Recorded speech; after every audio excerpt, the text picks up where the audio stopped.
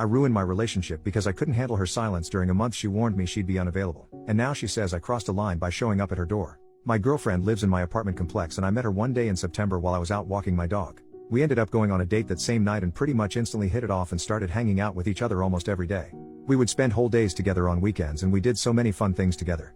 I really enjoyed her company and started seriously falling for her. My girlfriend warned me in November that from mid-month to December 15th she would be unavailable. I thought that meant that I wouldn't be able to see her that often. I didn't know that it meant communication from her would become almost non-existent. She stopped texting me the usual "I miss you" or saying "good night handsome." It started going longer between texts. After a half week of this I talked with her and asked if she was okay, and if we were okay. She explained that we were okay but she was just incredibly busy and all she really has capacity for is work and sleep, and maybe stopping to eat. But she apologized for making me feel anxious and said she would try. Well, time went on and it got to be 2 weeks since we had spent any time together. I had gotten to see her a handful of times for maybe 5 minutes in passing. Then my texts and calls started going unanswered. She had told me the last time we were able to speak on the phone that if I ended up getting off early enough on the following Saturday that I could come over for a bit and we could hang out. I called her that night and it rang to voicemail. I walked my dog when I got home and when I walked by her apartment I saw that all of her lights were off. So when I got home I texted that it looked like she passed out and I hope she got some good sleep. I didn't hear back for 3 full days. It didn't look to me like her car ever moved out of her driveway. I never saw lights on passing by her house. I started to get worried about her because I know she struggles with certain health issues, is super stressed and hates her job. It seems like she suffers from symptoms of depression. So I texted her just saying I wanted to check in on her and it makes me feel worried when I don't hear back for this long from her. I still didn't hear anything that day. By the following day I was extremely worried about her. I couldn't think about anything else. I reached out to her best friend and asked when the last time that she had heard from her was. She told me it was the prior week. I expressed my worry and said I wanted to give her space but that I was getting worried and I was thinking about going to check on her. Her friend told me that 4 days is plenty of space and that I should go check on her. I went home on my lunch break, and I walked over to her house. My anxiety was in my throat. It was still dark in her house from what I could see. Her blinds were all closed. I knocked on the front door. No answer. I rang the doorbell. No answer. I knocked again a bit harder. No answer. I rang the doorbell again. No answer. I knocked hard enough that I felt like she would be able to hear it from the bedroom. No answer. I had my phone out with her text message up and I start seeing the typing bubble. I am on AF King client call, stop knocking.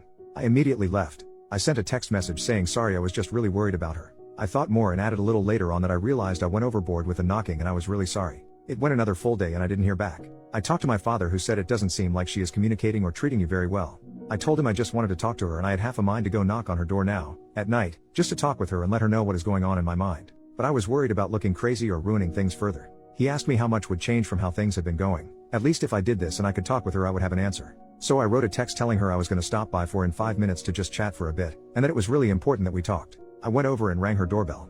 No answer. So I went home and wrote a text telling her how much I liked her, and how this whole situation was making me feel. How I was feeling like I was being ignored and being treated less than. How I needed at least some communication. How a single text every once in a while would go such a long way. I told her this wasn't a "you need to call me tonight or it's over," but I said I needed to hear from her. I woke up the following morning to see she had sent me a long text around 4 a.m. telling me how busy she has been, which I knew. How she has barely had capacity to even get to her desk. That she has been working 14-hour days and just crashing. Telling me that she'd already told me she would be unavailable. She said coming to her door while she was working and banging on it was incredibly uncalled for. She said her car had clearly been moved. She said that me doing that while I knew she would be unavailable, and she was at work, she works from home, during work hours is a hard line for her. I didn't know that unavailable meant zero contact or being able to see her at all. But regardless, in one fell swoop I ended my relationship with someone I cared about deeply. All because I couldn't get a grip on my anxiety and be patient. Update, 10 days later, my last post kinda blew up so I figured some people might appreciate an update. I mentioned at the end of my original post that she had sent me a long text the following morning telling me how much I had messed up and crossed a hard line.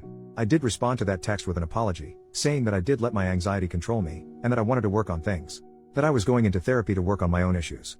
She didn't explicitly say that we were over, so I asked her for clarification on where we stood, if she was done. I said, outside of that, I would not contact her until I heard back from her. As of today it has been 12 days, she has not responded to me at all. The last 12 days have been horrible for my mental well-being. I decided yesterday to just move on and give myself my own closure. I realized a lot of important things through this experience.